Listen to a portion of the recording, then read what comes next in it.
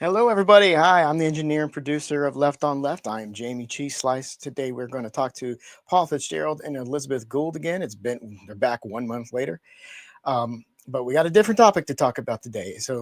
And to talk about all that, I'll bring on Gloria, our host for Left on Left. How you doing, Gloria?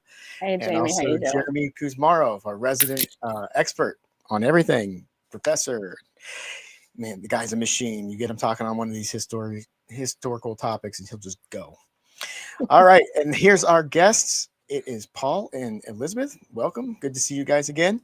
And I'm going to cut out. And Gloria, it's time for you to take it away and have a good show. Hey, everybody. Welcome to Left on Left, where the left critiques itself and laughs out loud to keep from crying.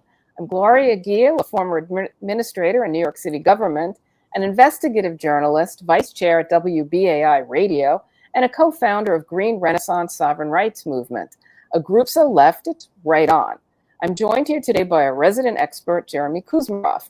Jayme is a professor at Tulsa Community College, historian, investigative journalist, and managing editor of Covert Action Magazine, an online magazine that focuses on CIA and deep state activity.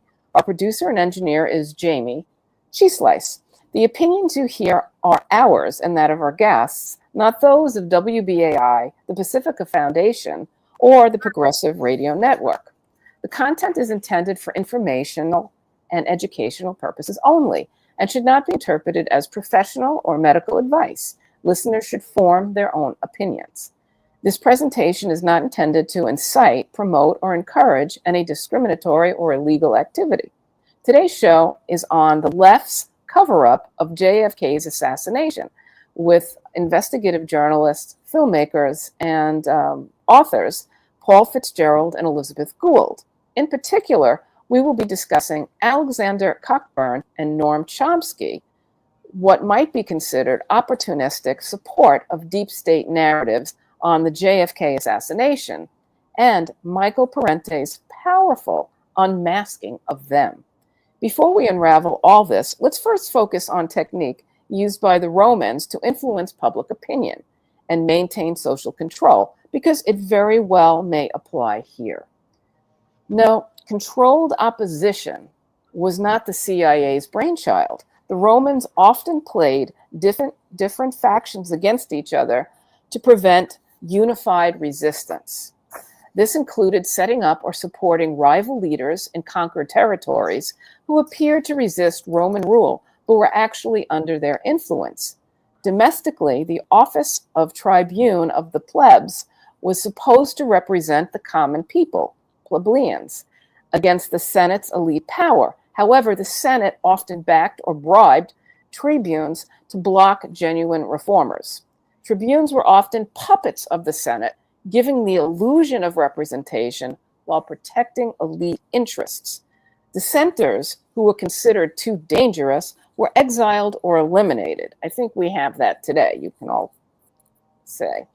It can be argued that both political parties engaged in controlled opposition tactics. The Democratic Party absorbs and neutralizes progressive movements. Think Occupy Wall Street and Bernie Sanders, populist campaigns. As a side note, Jayme will be discussing warmongering Sanders' recent article published in Counterpunch, the magazine started by Cockburn. And the Republican Party co-opts populist anger, think Trumpism, while maintaining establishment-friendly policies behind the scenes. No one can argue that Cockburn and Chomsky didn't make significant contributions, but they methodically drowned out alternative and insightful critical left voices and promoted prevailing deep state narratives, not only with the JFK assassination, but also with many truther concerns like the 9/11 cover-up and climate change alarmism. Further, they lent support to anti-Sandinista opposition in Nicaragua and showed hostility to Muammar al-Gaddafi. If you don't already appreciate the Sandinistas or Gaddafi, you need to do some reading. Were Cockburn and Chomsky controlled opposition? We will never know for sure, but Chomsky's work in linguistics was useful in psychological operations for the military, and Cockburn's counterpunch served as a gatekeeper. Always remember, timing is everything in repudiating deep state narratives. Oppositional information must be current and clear to be actionable, and it must identify the correct target. A theme that flows through the Kennedy assassination is David Rockefeller. Dulles and Bush were associates of Rockefeller, and Vice President Johnson was considered his friend. Remember the Trilateral Commission and Council on Foreign Relations? All remembers. Chomsky spent most of his career at MIT, which has received substantial funding from foundations, including the Rockefeller Foundation. In the mid 20th century, the Rockefeller Foundation funded various scientific and linguistic research projects, some of which may have indirectly supported Chomsky's work. Ford Foundation and Carnegie Endowment are both linked to Rockefeller's networks. MIT has received significant funding from the U.S. Department of Defense and agencies tied to corporate and elite interests, including defense contractors historically connected to Rockefeller-affiliated financial networks. Some of Chomsky's early research in linguistics was funded by military agencies. Psychological warfare and cognitive manipulation, syntactic priming in military psyops.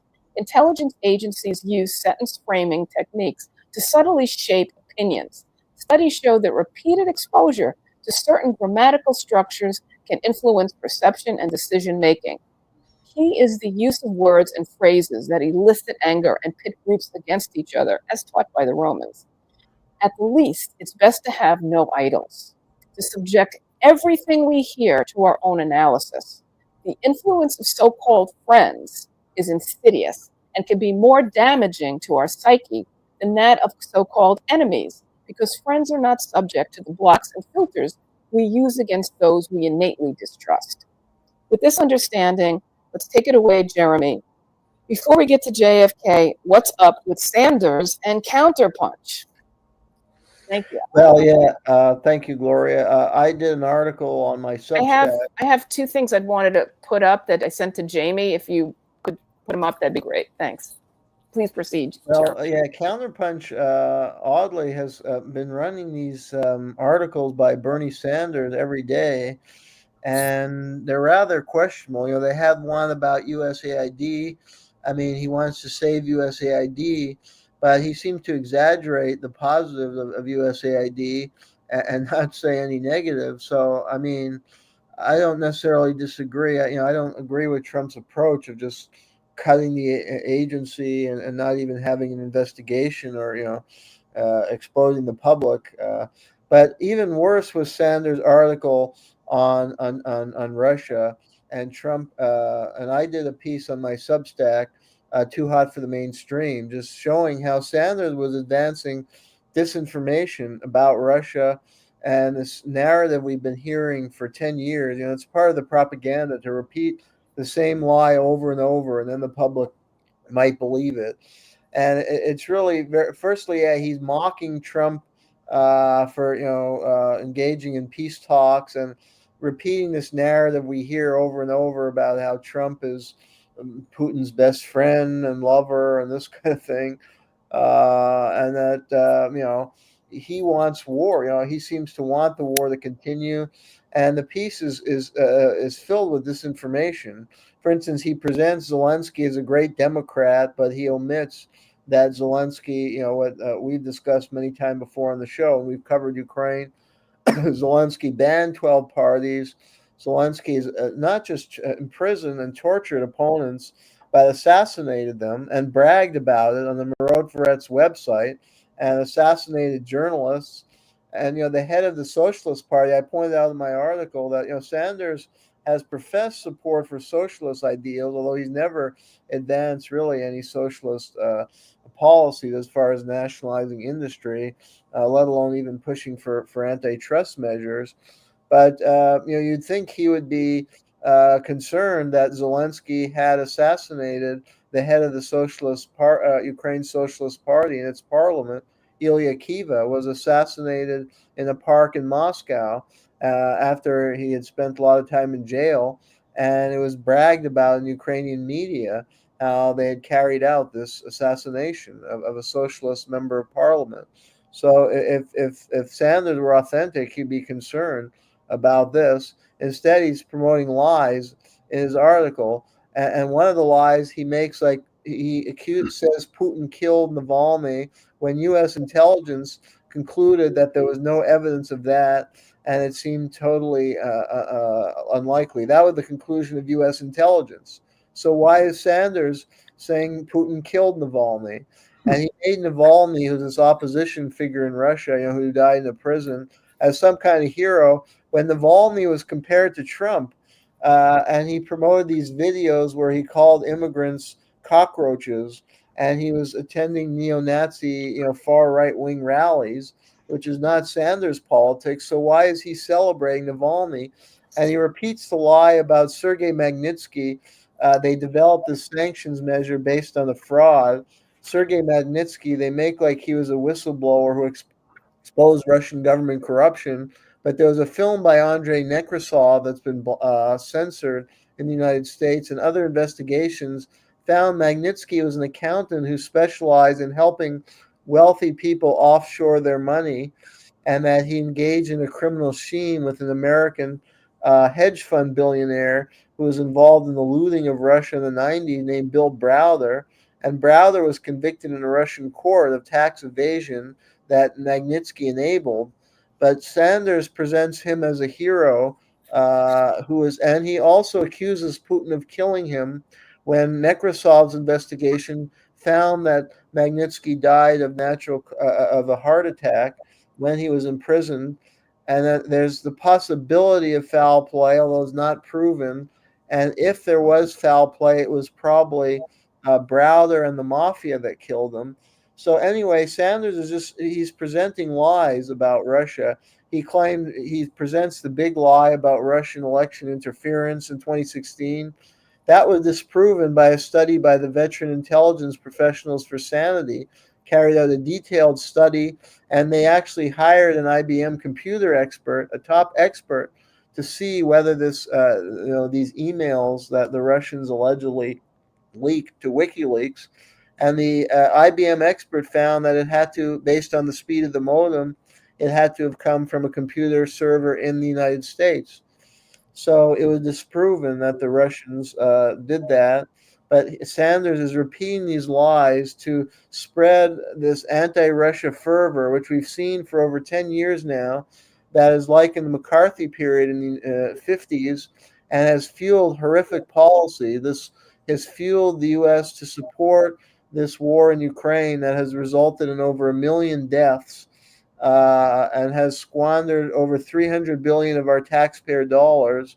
And this is supposed to be a socialist who cares about working people. When the government is spending 300 billion on overseas wars, it's not spending on health care, on education, the things Sanders purports to value, and it's benefiting the military industrial complex, and it's putting us closer to World War III. And Trump may be, I hate Trump, and a lot of his policies are horrible, but in this area, and he may have the ulterior agenda that he's worried a faction of the elite are worried about the Russian, because the U.S. policies drove Russia into alliance with China, and that really threatens American power. So I think there's a faction of the American elite that wants to pry Russia away from China and back into the U.S. orbit, and sees a lot of business potential and commercial potential in U.S.-Russian relations. I think that's what Trump and his group is at. I mean, I don't necessarily share their overall worldview, but if he can end the conflict in Ukraine, and he's finally is calling out Zelensky for what he is, a brutal dictator who's got hundreds of billions of dollars from Western countries to carry out an attack on Russia. I mean, they're using drones to attack in Russia. They're attacking Moscow with drones now, destroying buildings. They're attacking oil refineries. I mean, these are acts of international terrorism. And so anyway, Sanders is just aligned with the neoconservatives, but it's all lies. His article is garbage as a piece of journalism or political analysis. It's filled with Russophobia, misinformation, one-sided and distorted analysis. So it gets to your point, about idols. I mean, a lot of people idolize Sanders. And look at him. I mean, he's a hollow man, clearly. And two, people attached themselves to him. He claimed to be leading a political revolution, and he's just really a hack who is tied with the Democratic Party, which is increasingly reactionary. And yeah, I mean, your point about controlled opposition. I mean, look, you had Trump give this speech the other night, and who gave the rebuttal? A former CIA operative who's attacking Trump from the right. And this is what we've seen in the last several years, where the Democrats are further to the right than even the Republicans, especially on foreign policy.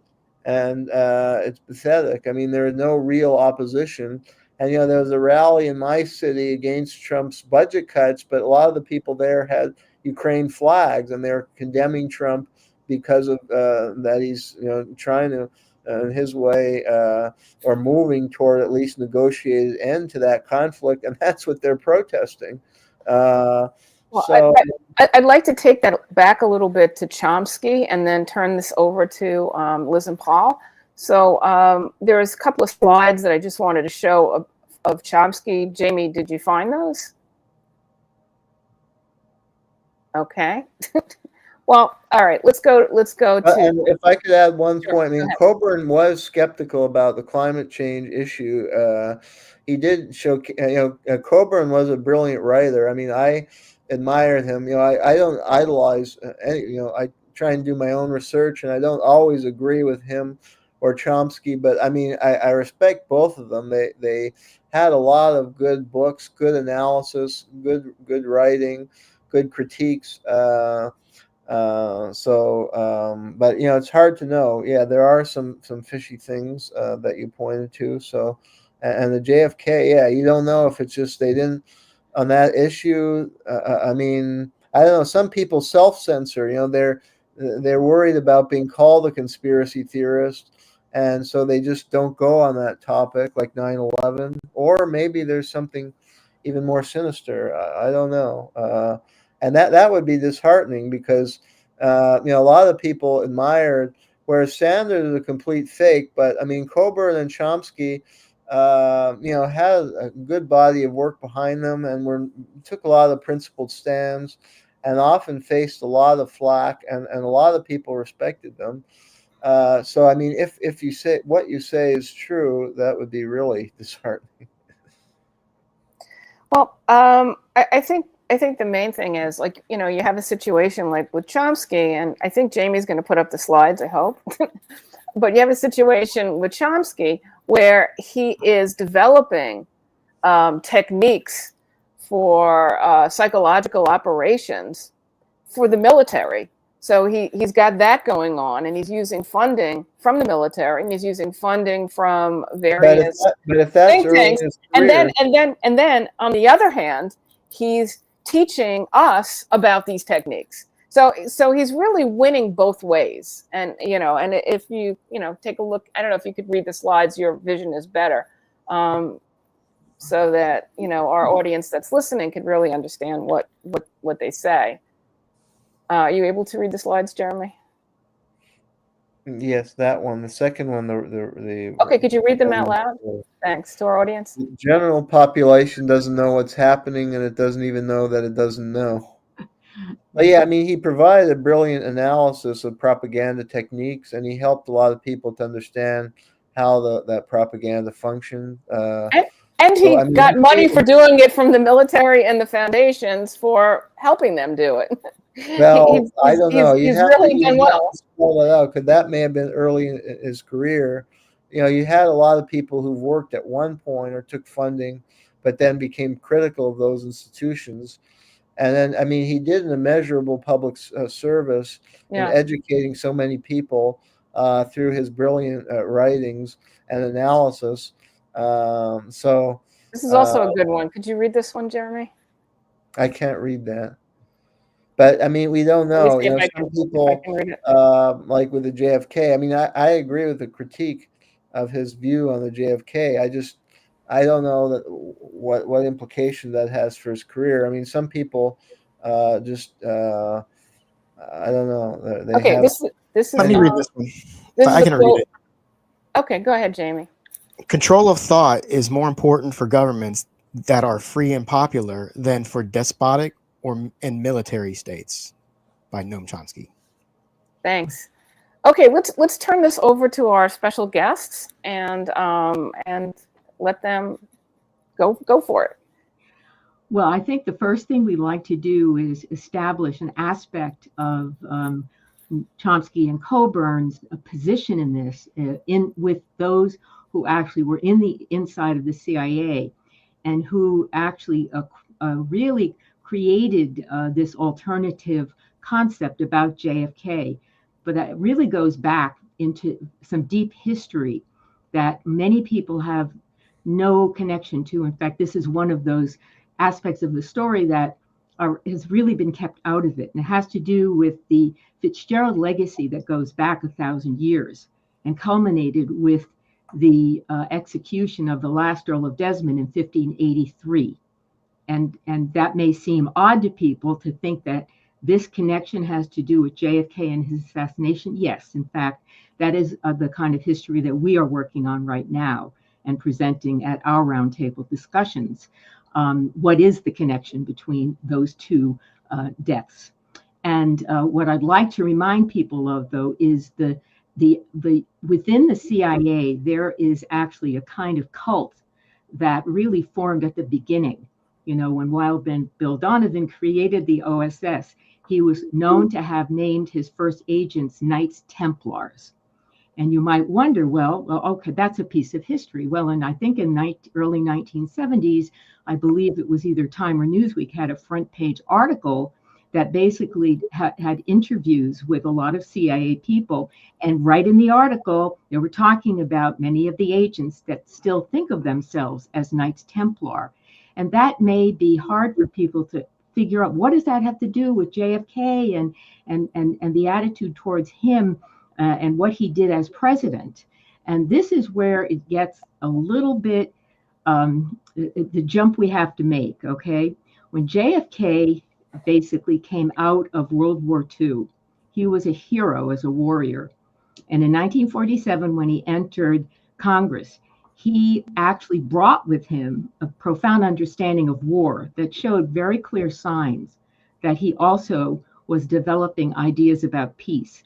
Yes, he was a warrior, but he also, what we like to call him, is a warrior for peace. And that was part of his whole political run. And when he came up against the presidency and the entrenched interests that were totally for war, there was no question that that was a real present battle. But what he was bringing to the battle was also an attitude that some agents that carried the Knights Templar history that went back to basically the burning of the stake of Jacques de Molay in 1314. And this is the kind of thing these people actually are still living with and breathing with.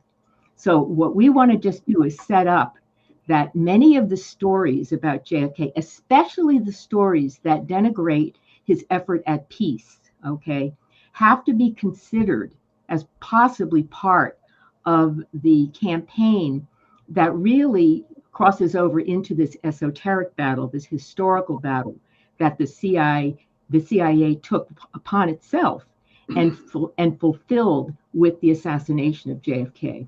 So you have something you'd like to? It depends on how deeply you want to get into this story about why we are all under the control of this all-seeing eye.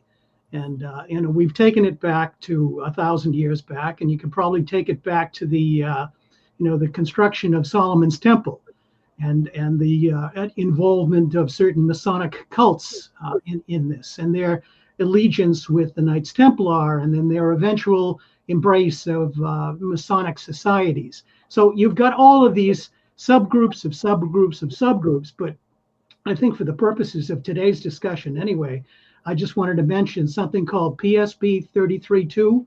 I don't know if either one of you have heard of that or not, but it's an idea that came out of the Psychological Strategy Board at the CIA, and based in 1953. The idea is that they realized, the powers that be realized, that they needed something in order to counteract the power and the draw that communism had with the working class and with the youth of Europe, and also in the United States. So they wanted to dampen that down at the end of World War II, when the Soviet Union was actually viewed as a very positive thing, with helping out to actually, doing the major groundwork during World War II against fascism in Germany. And so they came up with this idea, which was a doctrine to create an ideology that would be infused into all levels of American life, especially the education. And it was carried out by the CIA originally. It was part of the Cultural Cold War. The Cultural Cold War was a part of that aspect. And Frances Stoner Saunders wrote a book about it a number of years ago now, and she did a wonderful study of it. I mean, she went to look at the influence of American funding when it came to the arts in Europe after World War II, and discovered that basically that was the CIA. So you had all these people, Jackson Pollock and all these different people who were receiving funds, not necessarily knowing where it was coming from. But the fact is that many of these artists were living in poverty to begin with. So the fact that somebody was coming along, regardless of the fact that it was a front corporation or a front aid operation for the CIA, they took the money and flourished. And of course, that was fed into the New York Times and the various Life magazine, Look magazine, the various avenues that in which it caught on and became popular culture. So you might even look at popular culture itself, created in the 1950s as a result of a CIA initiative. I'd like to just point out, though, in terms of Alexander Cockburn and Noam Chomsky, they would have been influenced as much as all of Americans were by the effect of the Cultural Cold War. And one of the things that it really created was a kind of left that was anti-communist, but very specifically anti-Stalinist. And the actual left that was okay in this country was being pro-Trotsky. And so you had your Trotskyist factor. And of course, many people today know that a lot of the neocons that basically took over the bureaucracy, really, with what we believe was triggered by Zbigniew Brzezinski drawing the Soviets into Afghanistan and creating the permanent casus belli for the neocons to basically pretty much take over and infect the entire bureaucracy, which is what's going on today. And so part of that effect was to create people like Noam Chomsky. They were not anti-Trotsky, meaning that the practical tools that Trotsky provided, okay, were the kinds of tools they employed, okay, in order to win their arguments. And, this is something that I think Senator William Fulbright wrote an article back in 1972 bemoaning the powerful effect of the kind of arguing that the neocons had back then to convince people that they were right about the need to destroy détente and the need to advance defense spending. So this is all part of that culture of left that was different from other left. That's very interesting. Yeah, because I think Chomsky was tied with the New Left, and yeah, the New Left was anti-Stalinist, anti-communist, but also anti-communist. And he was very critical of Russia, yeah, because I've read a lot of Chomsky's books, and he kind of equated the United States with Russia. So I think that's why he was somewhat acceptable. I mean, I think he was sincere in his beliefs. I mean, there were grounds to criticize the Soviet Union, but I mean, the pro-Soviet, the pro-Stalin writer, like what's his name, Herbert Aptheker, they were totally blacklisted. Anyone like Herbert Aptheker defended the Soviet invasion of Czechoslovakia and Hungary in 1956, whereas Chomsky criticized that, and he actually framed his critique of U.S. foreign policy. He compared, U.S. action, like in Vietnam, to the Soviets. So I think because he presented the Soviets in a negative light, where the Thacker said the Soviets were defending themselves and standing up to capitalism, and that view was made him totally blacklisted. Like Thacker was also a great writer and scholar, but he could not get a job at any university, whereas Chomsky survived and made a lot of money off his books. Noam Chomsky was very clever about the way in which he handled it, which you have to be. If you're going to stay inside the institution, you've got to be very careful about who you decide to make your enemy or who you decide to speak out against.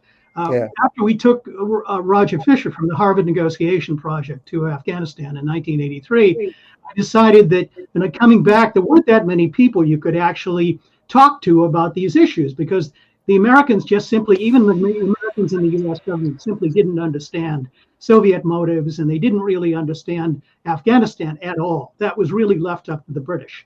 So they really the British were more than happy to hand them their attitude, their forward policy from the 19th century, and the CIA ran with it, and the intellectual groups in this country ran with it.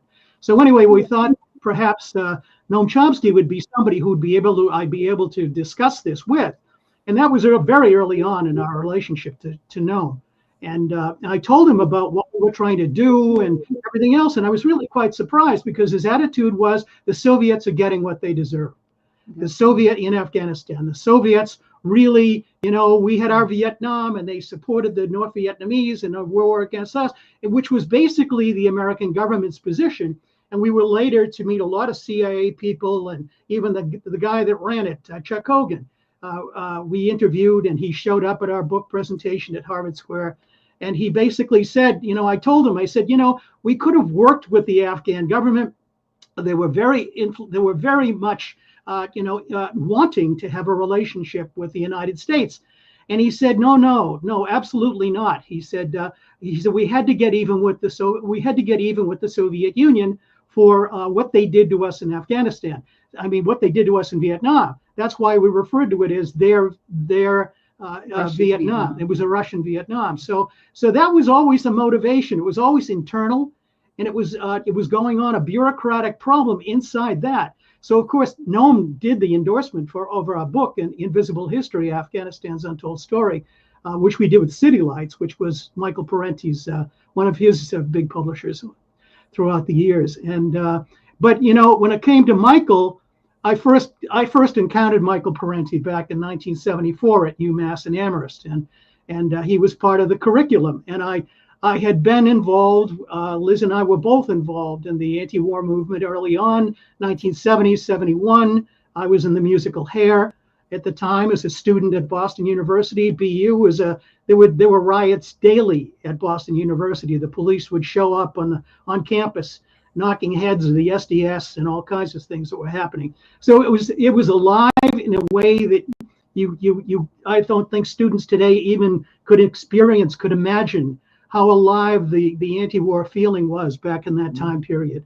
Everyone was living it. You'd open the Boston Globe to the obituaries, and there would be black box upon black box upon pages and pages of the killed soldiers in Vietnam. So we had at that time too. Don't forget, we had, starting with JFK's assassination in '63, we go into 1968, and we're dealing with MLK's assassination, and then in June we're dealing with JFK's assassination. So we had a real live activity, and we felt for sure that we were really doing something about the Vietnam War. And again, in terms of this infiltration process. In fact, this is one of the stories that I'd like to bring up in connection with JFK and the stories surrounding him that I do feel inherently need to be questioned and need to be further investigated. And one of the most powerful ones is it's Mary Pynchon Mayer, who is the wife of Cord Meyer, and ended up, they claim, in an affair with JFK. And part of what happened in that affair that caught my attention and made me question what this really was about was the fact that JFK basically was given acid by Mary that she got from no less than CIA operative Timothy Leary, okay, who was one of the major suppliers of of acid for the entire anti-war movement in this country. So, and implied that that's what caused him to become a peacenik. Well, JFK was never a pacifist. That was never where he came from, ever. What he was, as I said before, he came out of World War II with a huge experience of understanding, and he took the power of the warrior, the warrior code itself, and he applied it to the peace. And in fact, there was a very famous document that's quite controversial called the Report from Iron Mountain, which it has been said was actually triggered after JFK's Cuban Missile Crisis success. It literally challenged a lot of his administration to begin to seriously think about peace actually happening, disarmament actually happening at a moment when they didn't expect to have to think about it. So again, I'm bringing up the point about Mary's Mosaic. This is in a book by Peter Jenney. His father was Fred Jenney, a high-level CIA operative. So what you're looking at are inside CIA stories, and there are overlapping issues here. I'm not saying everyone in the CIA is necessarily in on this kind of denigration of JFK, but it struck me that, especially when it came to them claiming the peace movement, because if you look at JFK's history, I think when he went into Congress in 1947, he brought ideas about peace in the world and about helping third world countries to remove the shackles of colonialism. These were all things, these were ideas that he had from the very beginning.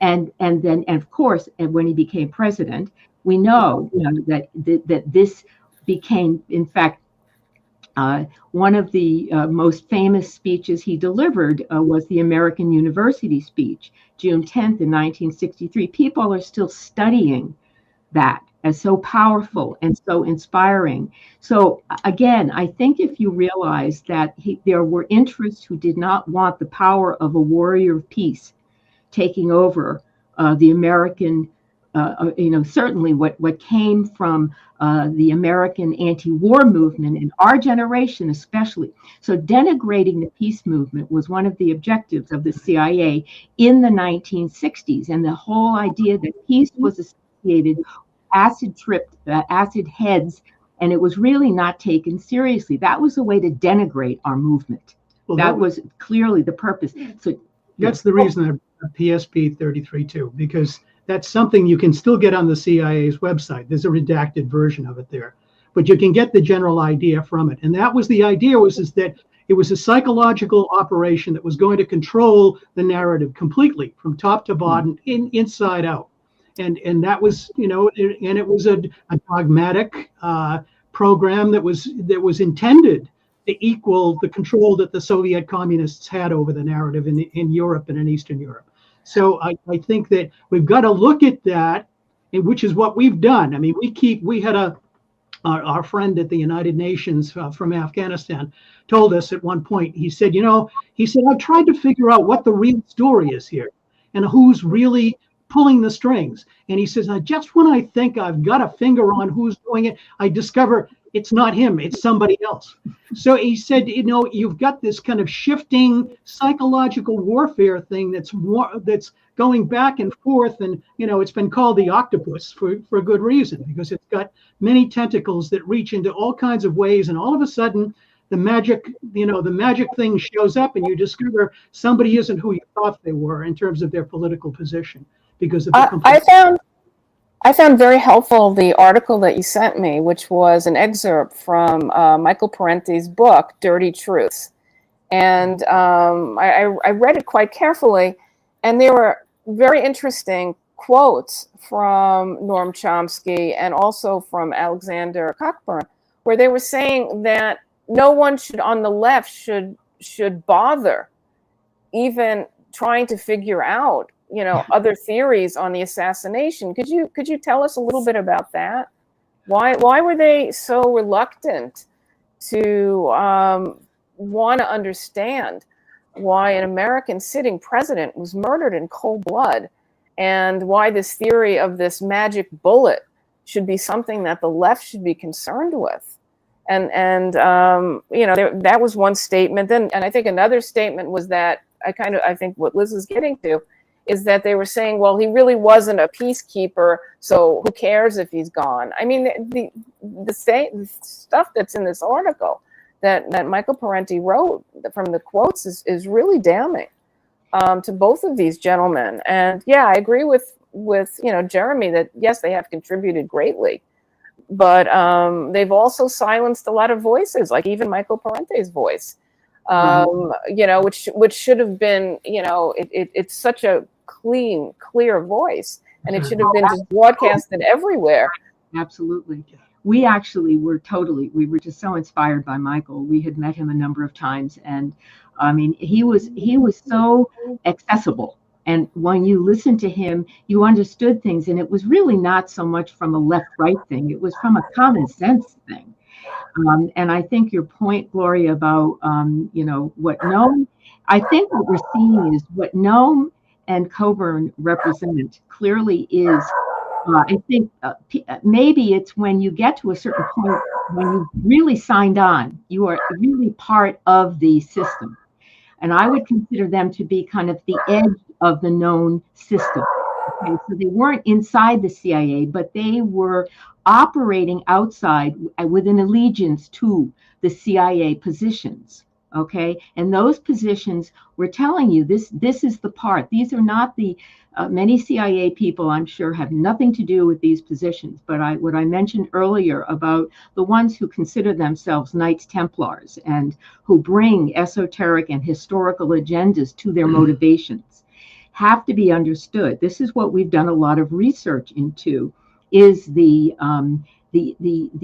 implications of the assassination of JFK actually is dripping in rituals. And there were well-known Masons of the highest level who were directly associated with the assassination. So people may have a hard time really, well, how is that? We're in the modern era. The people don't believe that anymore. It's not, this is part of the con that people have swallowed. And it's great when you convince people, oh no, there's nothing to this power. Okay, there's nothing at all. You don't have to worry about it. And that's what I think what you're describing when they say, don't look over there. Well, a lot of it, you know, a lot of the stuff, in terms of the discussion about these various things, is served by the compartmentalization of the CIA and the FBI and the various other agencies of government that are responsible for maintaining the narrative. And that's why, I mean, if you look at who's talking today about what's really going on, analyzing the Trump administration or analyzing the Biden administration, you've got a lot of so-called whistleblowers. Well, what better way to get your, you know, to maintain control? As you said, you described it as controlled opposition.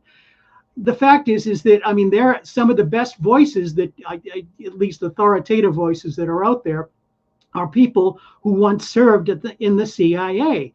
And the fact is that it's like the Marine Corps. Once you're in the Marine Corps, you're always a Marine. Well, once you're in CIA, you're always in CIA. And I think the fact is that you've got these layers of involvement that just simply get deeper and deeper. And the further you go back, you go, oh my God, that couldn't be possible. All the clubbiness of it. I mean, they used to refer to, during World War II, when they first recruited these people, OSS was the name of the Office of Strategic Services. Well, oh so social it used to be called. They'd all been to the same universities. They all belonged to the same clubs. They all lived in a certain 3 square block area of New York City. You know, they sent their kids to the same schools. It's a culture. And you know, I've had people, members of my family, in the U.S. government, and once you get in, it's so big and so massive in terms of its influence on the culture that in Western Europe as well and around the world, that you simply aren't, you're not allowed to question it. You can't be in it if you're going to question it. Let's put it that way. I think that what we have observed, and as Paul mentioned, we had many exchanges with Noam Chomsky. He was absolutely phenomenally helpful to us. He appreciated what we had done. He directed us to people to work with to further our Afghanistan research and such. And what we did, we simply accepted his limitation. And that's what I would call it.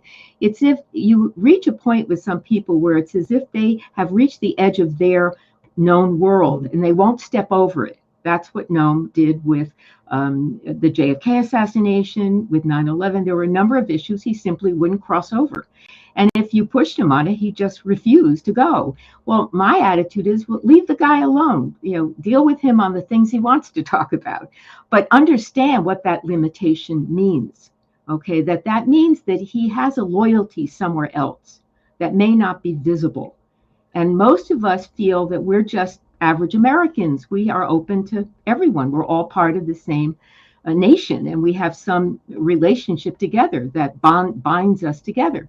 I always like to, think back when I was a kid in the 1950s and how we all sat around, the whole country sat around watching the same television programs, it seemed, Sunday night, Ed Sullivan, we all sat there. So there was this sense of belonging. But what we've learned, and we meaning Paul and I have learned since our engagement with Afghanistan, was this separation. When people belong to a system, and the CIA is a very special system. I want to give one little anecdote, and we'll kind of wrap this up for you. Is that we went to Cuba on a honeymoon. Jimmy Carter had opened the door for 15 minutes, and we got in. We snuck in, and anyway, so we went over to the interest section. We didn't have an embassy. It was in the embassy building, but it was called the American Interest section. And there was a guy there by the name of Lyle Lane, I think his name was. Yeah. And we were with a group of people, and he said, okay, he said, this is the official. He gave us the official position of the Carter administration towards the government of Cuba. And then he said, okay, he said, are there any reporters in the room? And everybody looked at each other and went, no. Is there anybody here who's carrying a microphone or anything else? And they said, no. Tape recorder, no. So he says, okay. So he says, I'm going to be frank with you about what's really going on here. So he said, okay, off the record. He said, Fidel Castro is one of the most brilliant politicians of the 20th century. He has been able to maintain this balance between the Soviet Union and the United States for his entire rule here. He's a clever politician. He said he's everywhere he goes. He manipulates the population through television, through radio. He's everywhere. He's kissing babies. He's doing everything. If he ran for office in the United States, he'd get elected. So he said, that's it. He said, remember, that's off the record. I didn't say it. So one thing that is in the Michael Parenti article that I thought was really interesting, maybe Jeremy could comment on it real quickly, is according to Michael Parenti, Chomsky claims that the change in administration that came with the JFK assassination had no appreciable effect on policy. And what's said is that the massive ground war ordered by Johnson and the saturation bombing of Vietnam, Cambodia, and Laos, ordered by Nixon, represented a dramatic departure from Kennedy's policies. In this sense, it seems like Chomsky is almost acting like Sanders is today. Could you address that? Thank you.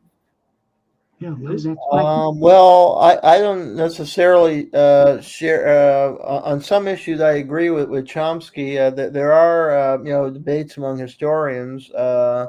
There's evidence. I mean, it would take a long time to discuss some aspects, but I studied JFK in depth, his foreign policy in particular.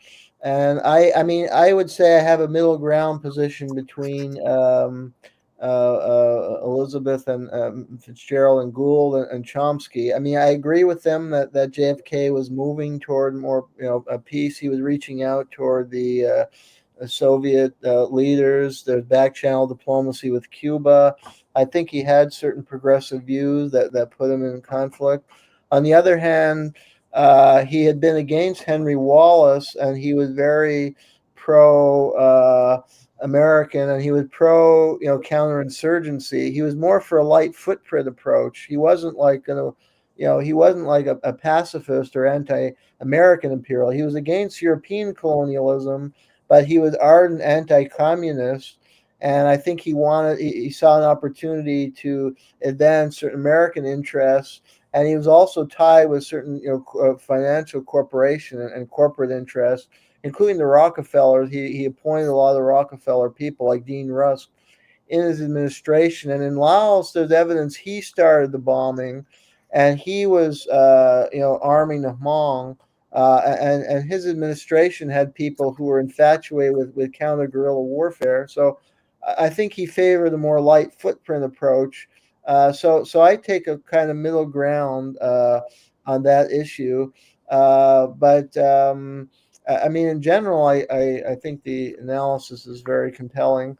I think one thing is that we know the CIA has taken a strong interest in trying to co-opt and influence the left. And in the 60s, I mean, one thing a lot of people are suspicious about Herbert Marcuse, because he came from the OSS, and he channeled the left into this identity politics and away from kind of working class politics. And also, this kind of anti-Stalinism. So, you have a Chomsky who's kind of radical critic of American imperialism, but he is a anti-Stalinist and he's not pro-Soviet. So the CIA may have preferred him and wanted to channel the left into that kind of area. So, it's hard to fathom that somebody who is a radical critic like a Marcuse or a Chomsky could actually be controlled opposition. And I may be in denial that may be in fact true, because I love Chomsky. I met him. He was nice to me, and he influenced me. But I like your point. There are limitations with him, and Gloria and I have met this in a lot of areas. When you bring up 9/11, people who are radical critics of the system and denounce U.S. empire, but when you bring up 9/11, they give you the cold shoulder, and they start attacking you. I mean, I wrote an essay with this guy in a Peace website, and it covers every war in American history, and it presents it from a critical point of view to students. And we did the war on terror. I was pushing some stuff, a section to look critically at 9/11 and how that was a false pretext for war and all the deceptions. And he wrote these angry emails at me, and ultimately he was in control, so he censored that section. So I want to just make one point very clear. I'm not saying that even in controlled opposition, the people who are actually doing it realize they are controlled opposition. Yeah, it's very possible that just where you shine the spotlight, and who gets the money, and who gets the job at MIT, and who gets canned. Okay, we had several professors on that were recently canned for supporting the Palestinians, and supporting a peace between Russia and Ukraine. And and Jayme had issues because he taught history correctly without teaching this sanitized version that people want to hear. So you can just not necessarily be doing this, in a way where you're, focused on it, but where the money goes, where the light goes, where the jobs go, that is the controlled opposition. And then the other thing, and people who have some position get promoted. That could be their genuine position. And then the other thing I just want to say is that, a lot of what everyone is talking about is this fracturing of the left. That the left is now, the left is now Stalinist. Okay, the left is now Trotskyist. Okay, the left is now Marxist. Okay, the left is, on identity politics. These are all fracturing techniques that go back to the Romans. Okay, and these techniques all are to benefit the ruling elite and to create factions that they can more easily control. So for our listeners and our audience, I just want to say we always have to be aware of this, factionalization and these techniques. Thank you. I want to make a quick comment that this is the Hegelian dialectic. It's exactly what is triggered. And and I think that the safest thing to do whenever you're faced with that kind of confrontation, you either have to choose A or B, and that's it. Don't choose. It's a trick. And that's what we approach people with. That's why I said we got along with Noam, because we weren't trying to force him to change. We said, you are who you are. You don't need a lecture from us on that. And we find that with a lot of people we encountered, along the way, who came with a lot of positions. We dealt with John Mack, the psychiatrist John Mack, who came with tremendous, ideas about, he was doing this work on alien abductions and trying to see whether there was legitimacy in it. And he was clearly on the edge of the known world of the medical establishment, but he was still part of the medical establishment, and you had to always remember that. So that's my feeling, and I think it's not about adding or fractionalization. It's about really seeing the human being, whatever their positions are, as as authentic as your the techniques that you describe are the or mind control techniques, which is driving everything into binary analysis, where it is either left or right, it is up or down, it is communist, it is socialist, it is capitalist. It's to always drive these binary concepts. And I think that's what you're describing. So we need to get away from binary concepts and to see the world in shades of gray and not necessarily black and white. And then the other thing is this manipulation through anger, which is, entrenching people through mantras of, repetition that that someone else is their enemy and someone else is their friend. And that's another technique that's used in controlled opposition. So I think you've described these things really well. Can you please tell us just a little bit about where we can find you, where our audience could read your lovely work? And I did go down the rabbit hole on the parallels between the assassination of John F. Kennedy and the historic ones where I forgot who it was, but where they hit him over the head and spilled his brains. Who was that? Sir Thomas Becket. So Thomas Becket. And it is fascinating. I mean, your research is really innovative and fascinating. And it reminded me of the book, The Once and Future King. And then, this whole talk about Camelot. And, it's just, you just have such history and amazing ideas. So please tell everyone where they can find it. Thank you. Well, we have a website called valediction.net, where all of these papers and all of our books and everything, including our memoir, which is our newest work, the Valediction, 3 Nights of Desmond, and Valediction, Resurrection. And we are dealing with the third one coming, Valediction, Revelation, which we hope will be able to embody the whole process. It's not done yet. But I really think that what you've just stated, Gloria, is exactly what we're trying to bring. Is we have to open up to everybody's story. We have to be aware of trying to bring out the humanness in everyone, that everyone's been shell-shocked by a process. And, to some degree, it's just, one act of kindness a day wouldn't hurt. Let's put it that way. Okay. Well, that wraps up our show for today. This is Left on Left. I'm Gloria Guillo, joined here by Professor Jayme Kuzmarov. Remember to donate and share our broadcast. Your kind support keeps us going. Thanks for tuning in. Hope to see you next week. And thank you again to our special guests. Thank you. Thank you.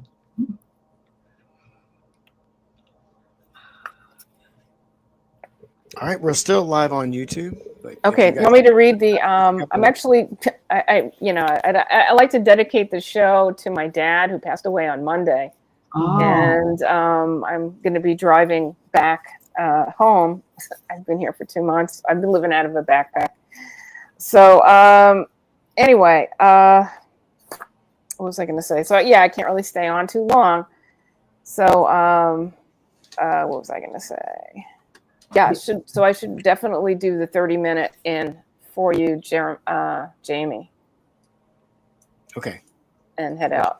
We'll do that when everybody's Yeah, ready. and To I did an article. What you're mentioning about Mary Mayer, I actually did an article for Covert Action. I'll send it to you. Yeah, I know It was that great. story well. And Cord Meyer Jr., Mary's ex-husband, they asked him who killed Mary. He said the same sons of bitches that killed Kennedy. Right. And she was clearly murdered by the CIA because, she knew too much. And, she was trying to get him into a more peace position. Well, one of the things they managed to do was, of course, to create this diary that was so important, but then it magically vanishes. So, Yeah, I but mean, there's also a theory I discussed that she was part of the Operation MK Ultra, and she actually worked for the CIA, and they were trying to get info on Kennedy, and that she drugged him. He was a victim, Kennedy, of MK Ultra with her.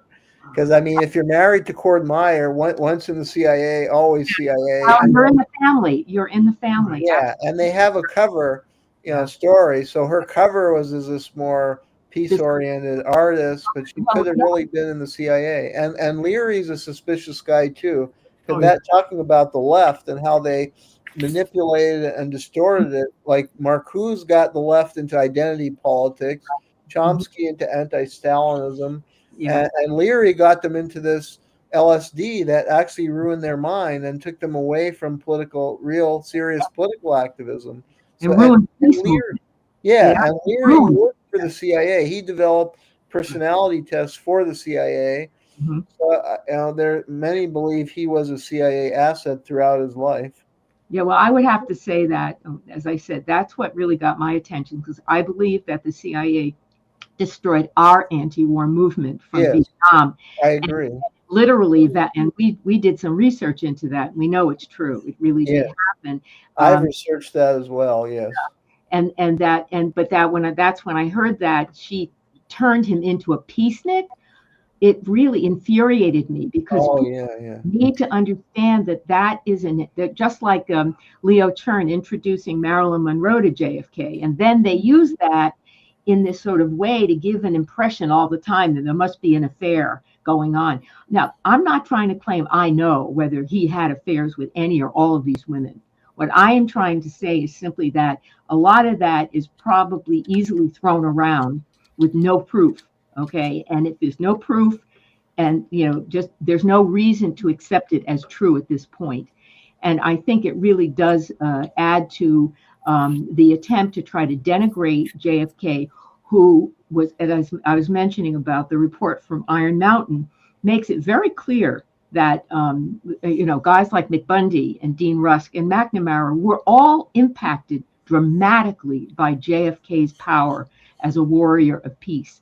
And I think that needs to be appreciated, because that whole idea came out of the end of the Bay of Pigs incident, and I am convinced that his power of being a warrior of peace is very different than being a pacifist. That needs to be understood. And that's my point to you, Jeremy, about the things he was doing historically that make him appear like he was a warmonger or going in that direction. I think he was far more sophisticated than that in dealing with how to bring us down to a non-war mentality. And that's what the Iron Mountain book was really, the compilation of individuals who got involved with that.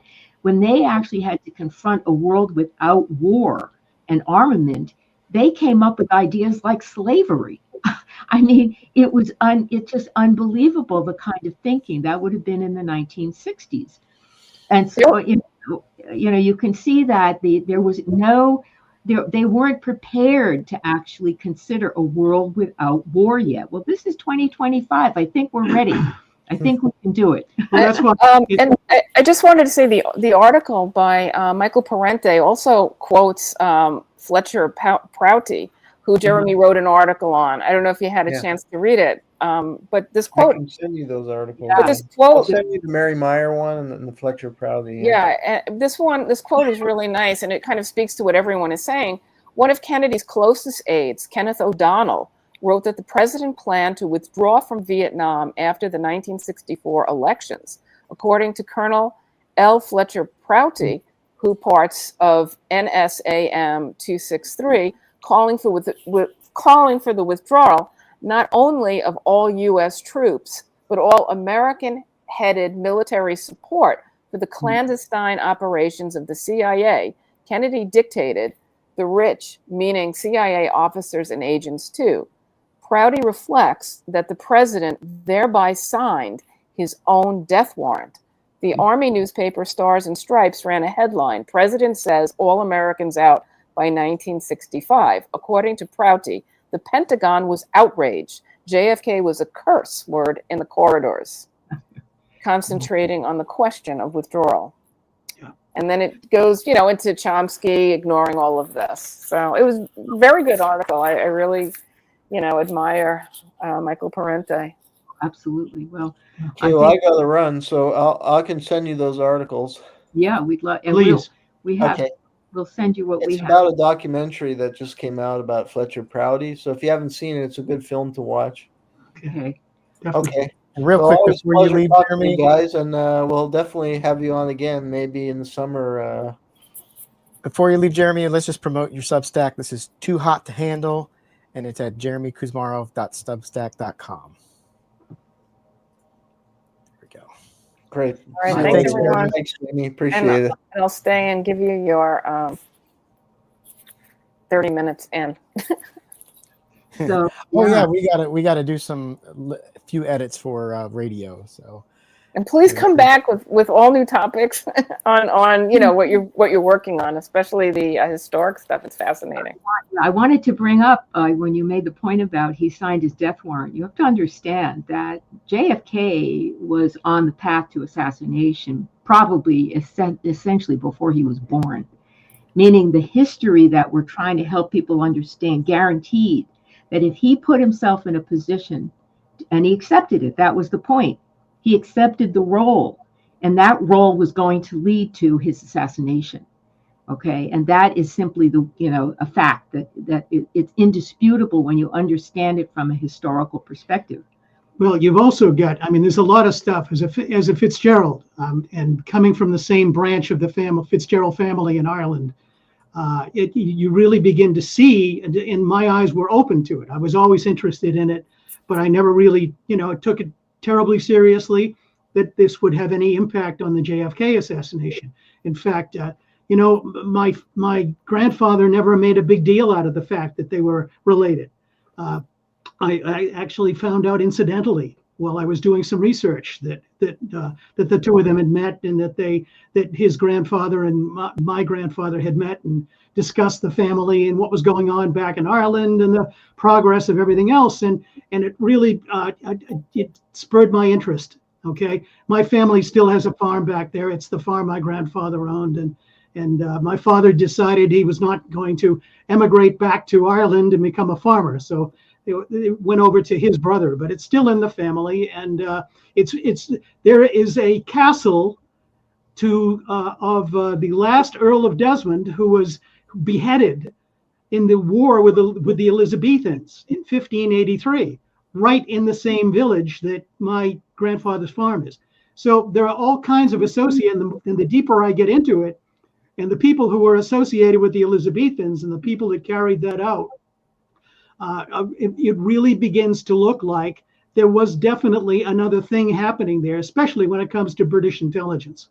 So, well, this is the point that we're trying to make, and I think, Gloria, if you said that you did get through the presentation that we made at the Dallas convention, you have to realize that we're really trying to crack open the investigation. This has to be literally put into the thinking, and it's complete. Talk about controlled opposition. It's totally controlled by the 20th century focus. And you can barely, we got it in the presentation, but to really crack through, we have a lot more work we have to do. Well, when we showed up at Harvard to give our speech on Afghanistan on invisible history, Chuck Cogan, the guy that ran the operation for 5 years as the chief of the Near East South Asia department of the CIA, he said, I agree with what you're saying, but I think I may have told this to you before, But he said, I don't agree with that thing about Brzezinski. I ran the operation. There's no way we lured the Soviets into doing that. I would have known about I it. would have known about it. So anyway, so as I said about the compartmentalization, Right. here you had a guy, when we went back to interview him, he said, can I tell you something? And that's when he told us. He said, Brzezinski told me face to face. He said he did lure him in, and that was the objective. And he told him point blank, Yeah. you didn't know what we were doing in the White House. And Carter had given Brzezinski control of covert operations. Right. So he had complete oversight over what he was doing. Brzezinski did. And he didn't have to tell anybody. Yeah, exactly. But again, in terms of, going beyond where we are, as I mentioned about the importance of trying to help people understand the reality of JFK is he was not just our president that we lost in this horrific way. He was delivering the final stage of this relationship that the Fitzgeralds had going back 1,000 years that culminated in the decimation of the Fitzgeralds. And people need to understand why that happened and what that means, and what the obsession might be within the CIA to try and denigrate his reputation. I happen to believe is because they are jealous of him. That's why, because I said he's not a pacifist, he's a warrior for peace. And that was his mission, I think, as a Fitzgerald, carrying that legacy to literally start to deliver it. And that is what Iron Mountain seems to be proving, at least to me, that he was affecting these hardened warriors in his administration to open up to the actual idea that peace was coming. And we are now in a position to, I think, bring it forth. I hope so. I hope so. On that note. Yeah, I do too. Well, thank you so much, and please come back. I was going to ask a quick question. Do you think that that Brzezinski's influence over the government with this anti-Russian sentiment, do you think it's actually might be coming to an end right now with the Trump administration's pivot towards Russia? Well, I think that it is an effort. I think that Brzezinski's infection was so successful. And it was long-lived. It didn't just start with Brzezinski. Remember, he was held up to that because the anti-Soviet came long, long ago. And by the way, it was anti-Russia. It was always the British against Russia, the British Russian Empire. So people need to know that's why we're back to the British Russian Empire. And it goes back centuries. Yeah. And this the Polish, what do they call it? The minor aristocracy. Yeah. And the fact is, we spoke with someone once. He was a college professor who was at Harvard when Brzezinski was there with Richard Pipes, and he said the two of them used to walk around the campus talking in high Polish, so nobody would figure out exactly what they were contemplating and what they were going to do. And so bit by bit, Brzezinski worked his way, and Pipes worked their way into the establishment, and became very influential. And Pipes took over a lot of the assignments that Brzezinski had initiated during the Carter administration. He took them over in the Reagan administration in terms of this ethnicities program. And I do think the British are very, very, they just want to go against Russia no matter what. You even see that with Keir Starmer right now, and they're rejecting the leadership of the Trump administration, who wants to end this war, and they want to keep it going over there. So, well, that's because of this British connection to the Fitzgerald. They're calling the shots, whether anybody is willing to admit it or not. Yeah. Well, hopefully we can get this current war to an end and maybe start getting that ideology out of our government right now. Yes. That might be one of the nice things about this purge of all the people in government. You should get rid of a lot of that anti-Russian bigotry. Well, you got to get out of the dialectic. I wouldn't necessarily limit it to the anti-Russian thing. It's the dialectic. There are a lot of issues that people jumped on, and when they had the chance, they turned vicious. We all talked about Noam Chomsky actually stating that he thought it was a good idea to put people in concentration camps if they didn't get vaccinated. I thought that was surprising. Yeah, we were shocked by that actually. To say that, to use that At word. any rate, so we'll let you go. All right. All right. Well, we're going to stick around. We got to record a few more things for the radio. Oh, okay. We've really enjoyed having you again. Yeah. It was it's an honor. Thank you. Thank you, Gloria. Anytime. Thank you, Jayme. Anytime. Okay. Thanks for joining us, guys. Okay. All right. We have two things to do. You want to read the station break? Yeah. Okay. And then I'm going to read the first Noam Chomsky quote. That way, when the quotes are on the radio, it'll be my voice both times. Okay. You are listening to Left on Left on WBAI 99.5 FM and the Progressive Radio Network. All right. I feel like there should be more to it than that, but we haven't gotten the word on it yet, so we'll roll with that. Well, let's just move with what we've got. Let's start handing them in at 55 minutes. Well, somebody called me during the show. It might have been because I don't know. It was a hidden number, so that's okay. We'll figure that out. All right, let me read this part, and then we'll get out of here. The general population doesn't know what's happening, and it doesn't even know that it doesn't know. Noam Chomsky. Okay, so I'll try to edit those into the radio. So for those of you watching, if you join in late, what we're doing, we actually record the interview for the radio, but we just do it live on YouTube. So you guys can watch us do it. But when there's edits to be made, we got to go back and actually fix those things. And then I'm going to go and splice them into the radio show. So it'll sound better when it's running on the air when you're listening to it in your car. Anyway, I think unless you have anything else, I'm really sorry to hear about your father. That was just, thanks. Yeah. I mean, I know it was, you saw the writing on the wall. So, but it's still not easy. No, it's not. It's not an easy time. But the show must go on. Right. But we're glad you've been able to keep doing the show while you've been dealing with this. But all of our sympathies, our hearts go out to you and everything like that. Okay. So let's go ahead and wrap this thing up. I'm Jayme CheeseSlice, the engineer producer for Pasta to Go and Left on Left. This is Gloria Guillo, your host, and we're gonna just say goodbye. We'll see you next week. We're gonna have another great interview, and we'll probably have a more tighter show because I think we've got some instructions that we can start using to make sure we get it right on the, make it sound more like a live radio. So, all right. With that, let's get out of here. Bye, everybody.